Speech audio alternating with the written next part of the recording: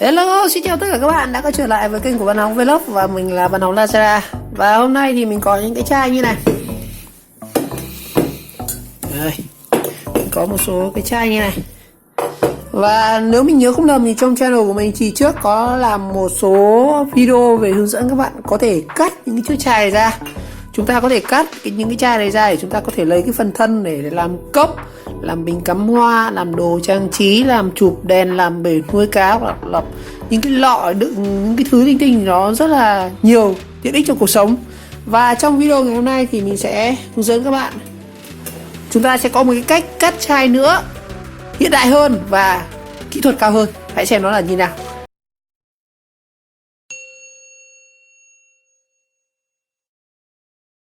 Rồi, và chúng ta sẽ cần một cái công cụ mình cũng đã làm một số video rồi. Đó chính là cái buji sấy 12V này. Đây, buji sấy 12V. Nhớ là buji sấy 12V nha anh em, chứ không phải buji xe máy nhá. Mình thấy rất nhiều anh em nhầm giữa buji sấy và buji 12V. Cái này là dùng cho động cơ máy dầu, còn cái này là buji đánh điện dành riêng cho xe máy. Các bạn có thể mua cái này ở trên Shopee, Lazada, giá cũng rẻ thôi. Mình mua cái này có đây này, vẫn còn nguyên hộp của nó luôn nha. Đây, buji sấy 12V có 19.000 thôi, khá là rẻ, 19.000 hai em luôn. Và hôm nay chúng ta sẽ thử làm một cái dụng cụ cắt những cái chai này bằng cái buji sấy này nhá. Rồi, cái buji sấy mà khi anh em mua về đây thì nó sẽ là như thế này. Đó. Đây, buji sấy anh em mua về nó sẽ như này. Nó sẽ có những cái đai ốc ở đây, nhưng mà mình có một cái video hướng dẫn anh em bung nó ra rồi. Chúng ta sẽ bung cái buji sấy này nó thành cái que như này nha các bạn. Cái này nó sẽ có hai cực, một là cái cực dương ở đây các bạn này. Cực dương chính là cái cực đốt nóng, là chính là cái phần nhô lên đây này. Đó. Còn cái phần cực âm thì nó sẽ là cái phần này, cả cái trục bằng bỏng này, cả cái này nhá, đến đây này. Đó. Và các bạn sử dụng cho mình một bộ nguồn. Các bạn có thể sử dụng là nguồn ắc quy. Đây, các bạn có thể sử dụng những cái nguồn ắc quy xe máy như này. Đó.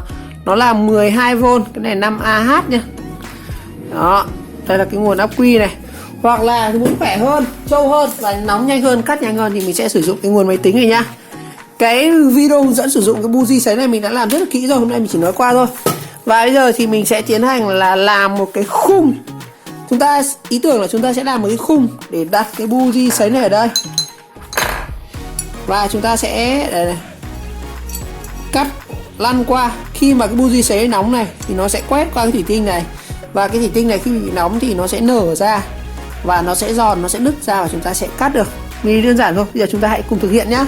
Bây giờ mình sẽ cần đi kiếm một cái khung đã. Rồi, bây giờ mình sẽ kiếm một cái khung để mình có thể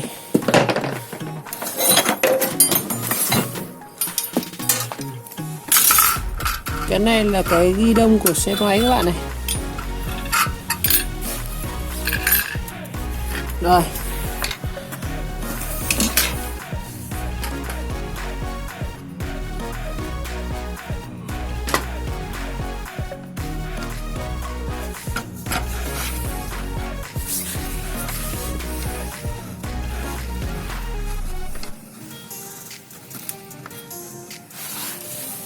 Được đấy các bạn, có khi sử dụng luôn cũng được rồi. Mình vừa đi bới cái bãi rác của mình thì mình thấy có cái khung xe máy này. Có lẽ là chúng ta cũng sẽ tận dụng luôn cái này để làm cái khung luôn anh em. Đây, xem là chúng ta sẽ thiết kế như nào. Đó.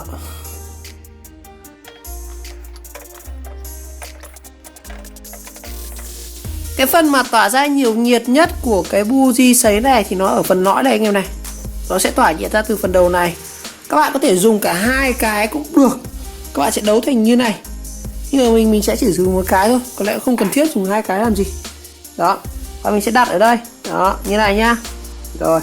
Bây giờ thì mình sẽ cố định cái phần này vào cái khung này. Và mình sẽ sử dụng là dây thép buộc. Mình sẽ sử dụng cái dây thép này nhá. Chúng ta sẽ cố định cái buji này vào đây. Đó. Cái dây thép là dây thép trong xây dựng đấy. Rồi, mình sẽ cố định nó vào đây.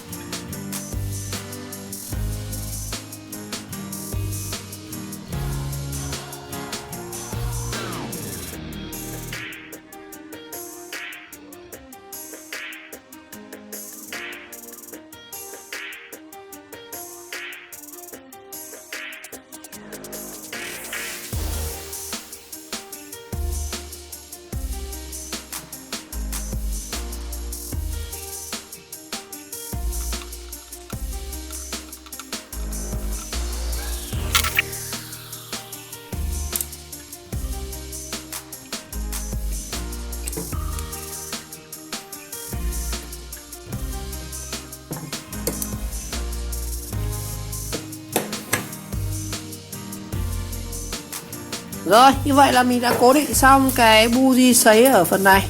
Bây giờ thì mình sẽ gọi là chúng ta sẽ đấu dây điện nha. Rồi, và mình sẽ sử dụng luôn cái dây thép để làm cái dây điện của nó các bạn nhé. Mình sẽ nối thành hai cực, một cực âm, một cực dương này. Ok. Đây, mình sẽ cắt luôn cái đoạn này.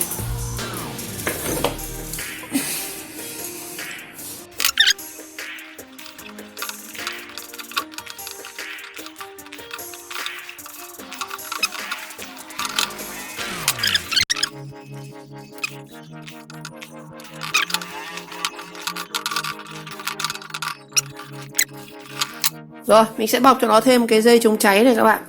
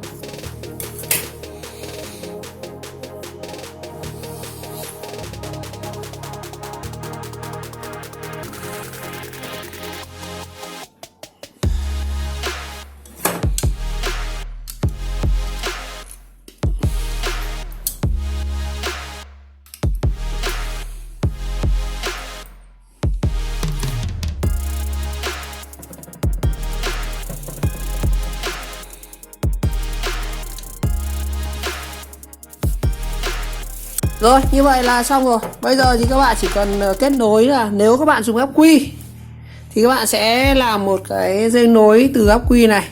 Chúng ta sẽ nối vào hai cực này. Cực dương thì sẽ nối với cái đầu này nhá. Còn cái sẽ nối với đầu dương này. Còn cái cực này thì chúng ta sẽ nối với đầu âm. Nếu mà dùng ắc quy nhá, các bạn sẽ dùng thêm dây nối ở đây.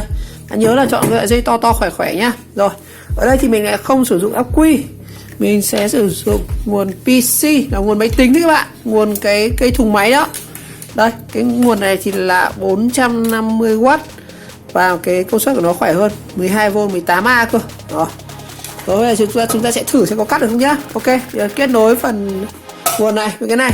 Cái nguồn này để sử dụng thì các bạn chỉ cần chập cho mình cái dây màu xanh này. Đây nó có một cái dây màu xanh này, các bạn chập với một cái dây màu đen như thế này. Đây đấu thêm cái như này. Rồi chúng ta cắm điện và thử thôi.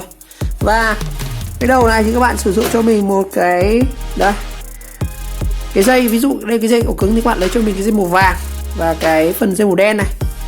Phần vàng này chúng ta sẽ nối với cực dương này. Đó. Còn phần đen này các bạn nối cho mình với cực này.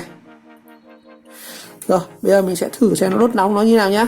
Cái cực này bắt đầu nó nóng đỏ lên rồi, tắt đèn. Đó. Rồi bây giờ chúng ta chúng ta chỉ việc cho chai vào thôi. Ví dụ mình cắt trước với cái chai màu trắng trắng này như các bạn. Cắt từng trắng này.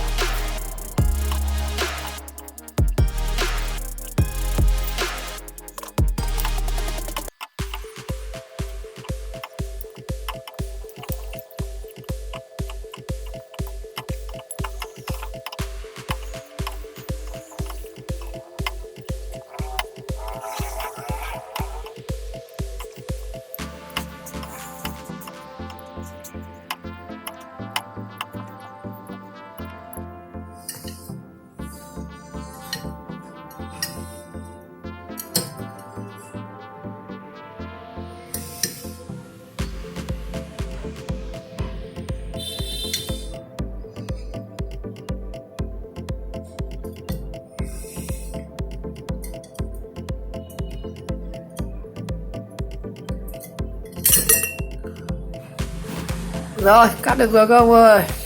Rồi, như vậy thì mình cũng cắt được anh em bạn. Đây, kết quả này. Với nguyên tắc thì là cắt được, nhưng mà có một số lý do khiến cho cái chai mình cắt nó khá là méo. Thứ nhất là khi mà cái điểm tì của cái chai này, các bạn thấy rằng mình sử dụng một cái Cái này là một cái thanh như này, thành ra là nó hơi bị không đều, thành ra đến khi cắt nó sẽ bị khá là méo. Cái này có lẽ mình sẽ khắc phục ở trong thời gian tới các bạn. Đây, cắt thì cắt được nhưng mà nhìn nó méo quá, xấu quá. Đó. Và một cái lưu ý khi các bạn sử dụng cái buji sấy 12V này là khi mà cái cực dương của nó này nó tiếp xúc với cái, ví dụ như là mình làm cái khung của cái xe máy, cái miếng này là mình nhập ở trong cái bãi rác, cái này hình như nó là cái ghi đông của cái xe máy. Và một lưu ý là khi các bạn để cái này thì nhớ phải là cái cực dương của thằng này nó sẽ phải cách điện nhá. Mình ở đây mình sử dụng cái sứ này mình lấy từ cái buji của cái xe máy các bạn. Đấy, cái buji là cái sứ này nó có thể là phá được cái cực lực và nó chịu nhiệt khá là tốt. Đây, mình có từ cái sứ này đó. Và các bạn tránh được cái dây này nó tiếp xúc với cái mặt này nhá. Nếu mà chạm vào cái mặt này thì cái đầu này nó mất đỏ, nó sẽ không có tác dụng để cắt đâu. Đó, và lưu ý. Và tránh, có một cái nữa là tránh để cái này nó tiếp xúc với cái đầu nhựa của cái đầu kẹp này, nó không bị chảy nha các bạn. Rồi, đó là lưu ý. Rồi một lần nữa cảm ơn các bạn đã theo dõi video clip, và nếu thấy video hay và ý nghĩa thì các bạn nhớ like, subscribe ủng hộ kênh và chờ đón các video tiếp theo. Có lẽ ở thời gian tới mình sẽ làm một bản nâng cấp cho cái máy cắt này. Cái này khá là củ chuối. Rồi, cảm ơn các bạn rất là nhiều. Xin chào, gặp lại trong các video tiếp theo.